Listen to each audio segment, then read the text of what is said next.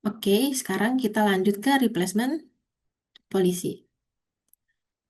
Nah, ini materi yang cukup krusial ya di virtual memory, yaitu replacement polisi atau aturan penggantian. Nah, jadi kalau di virtual memory, nggak semua page dari sebuah proses kan langsung berada di RAM semua kan. Sebagian page ada di RAM, sebagian lagi masih ada di disk. Nah, ketika CPU itu butuh sebuah page yang belum ada di RAM, maka terjadi page fault kan. Nah, sistem operasi itu harus ngambil page yang tadi, yang dibutuhkan tadi, dari disk dan memasukkannya ke RAM. Masalahnya, gimana kalau RAM itu sudah penuh? Oke, kita contoh nih, ada contoh. Misal frame 1, frame 2, frame 3. Jatahnya cuma 3 frame aja ya. Frame 1 diisi page A, frame 2 diisi page B, frame 3 diisi page C. Terus masuk tuh page D, page baru. Nah, tadi kan semua frame tuh sudah terisi. Nah, page D itu berarti nggak bisa langsung masuk gitu aja. Jadi sistem operasi itu harus milih salah satu page yang sudah ada di frame antara page A, B, C untuk dikeluarkan. Nah, masalahnya eh, sistem operasi kan nggak bisa semena-mena buat ngebuang page yang ada di frame itu. Harus ada aturannya. Nah, proses memilih page mana yang akan dikeluarkan inilah yang disebut dengan replacement policy. Ya, jadi tujuan replacement policy itu untuk memilih page mana yang bisa ditimpa oleh page lain atau dikeluarkan dari memori. Jadi ketika memori penuh, sistem operasi itu nggak asal ngapus page. Dia harus punya strategi dulu buat ngehapusnya. Loh, kenapa nggak boleh asal milih?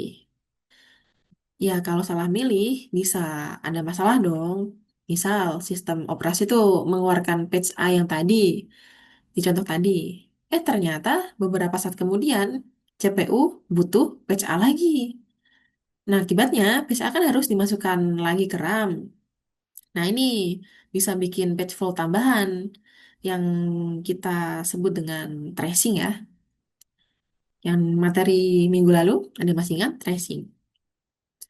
Nah, kalau kejadian ini tuh sering terjadi, ya performa sistem akan menurun karena terlalu sering memindahkan patch dari disk ke RAM. Karena ini kan butuh waktu, gitu. Nah, di sini ada dijelaskan beberapa permasalahan pada replacement polisi ya. Yang pertama, patch frame. Yang pertama, patch frame mana yang perlu dikeluarkan dari memori. Terus yang kedua, berapa banyak frame yang perlu dipindahkan. Nah, kalau dalam kasus yang simple, biasanya satu page baru masuk, satu page lama keluar.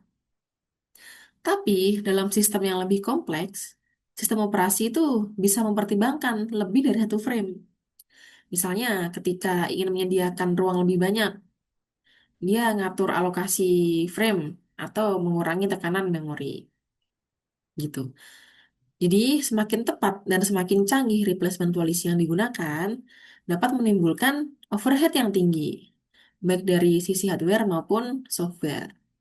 Ini overhead itu maksudnya kalau semakin canggih replacement policy itu biasanya butuh informasi tambahan yang banyak juga. Nah, ini informasi tambahan yang berlebihan itu namanya overhead. Nah, overhead itu bisa dari segi hardware maupun software. Nanti kita bahas lebih lanjut di contoh eh, contoh apa namanya? Contoh teknik dari replacement policy setelah ini. Oke, kita lanjut dulu. Di sini ada frame locking nih. Nah, kalau di slide sebelumnya kita kan sudah bahas bahwa replacement policy itu digunakan untuk menentukan page atau frame mana yang akan dikeluarkan dari memori ketika page baru harus masuk. tapi memori sudah penuh. Namun, ada satu hal penting nih yang harus kita ngerti. Nggak semua frame boleh diganti atau dipindahkan. Nah, inilah yang disebut dengan frame locking. Nah, frame locking itu mekanisme untuk menandai bahwa suatu frame di memori itu nggak boleh dipindahkan, nggak boleh diganti, dan nggak boleh ditimpa oleh batch lain. Jadi ya meskipun sistem operasi sedang mencari frame yang bisa dikorbankan, frame yang statusnya lock itu harus dilewati, gitu. Ada tandanya. Kenapa ada frame yang nggak boleh dipindahkan? Karena ada bagian-bagian memori yang sangat penting bagi sistem. Kalau bagian tersebut dipindahkan sembarangan, sistem bisa jadi error, atau lambat, atau bahkan crash. Nah, ini contoh frame yang nggak boleh dipindahkan ya. Yang pertama, kernel sistem operasi. Nah, kernel itu inti dari sistem operasi. Kernel tugasnya itu untuk mengatur proses, memori, perangkat input-output, file system, interrupt, dan banyak hal yang krusial yang lain. Karena kernel itu super krusial, bagian tertentu dari kernel itu harus selalu tersedia di RAM. Bayangin aja kalau CPU sedang butuh kode kernel untuk menangani interrupt, tapi ternyata patch kernel tersebut tuh baru dikeluarkan dari RAM. Ya maka sistem bisa ngalami masalah dong. Itulah kenapa frame yang isinya kernel itu biasanya dikunci. Yang kedua, struktur kontrol. Nah, struktur kontrol itu data penting yang digunakan sistem operasi untuk mengelola proses dan memori. Contohnya kayak proses control block, terus page table, frame table, data struktur input-output, terus data struktur penjadwalan, nah dan lain-lain. Nah, struktur-struktur ini itu dipakai sistem operasi untuk mengetahui kondisi sistem. Misal kayak page table kan digunakan untuk menerjemahkan alamat virtual ke alamat fisik. Kalau page table yang digunakan itu malah dipindahkan sembarangan, ya berarti sistem operasi bisa kesusahan buat ngelacak lokasi page di memori. Lah kenapa dia juga perlu dilindungi dengan frame locking. Lanjut ada buffer I/O. Buffer I/O itu buffer input output itu area memori sementara yang digunakan saat proses input output. Misal kayak saat komputer baca data dari disk atau nerima paket dari jaringan atau ngirim data ke perangkat tertentu. Nah, data itu tuh sering diletakkan di buffer dulu. Nah, masalahnya perangkat input output kadang bekerja langsung dengan alamat fisik di RAM. Jika frame buffer input output itu dipindahkan saat operasi input output itu masih berlangsung, ya perangkat bisa membaca atau menulis lokasi yang salah kan. Datanya bisa jadi rusak. Tuh. Terus lanjut ada area memori yang sensitif terhadap waktu.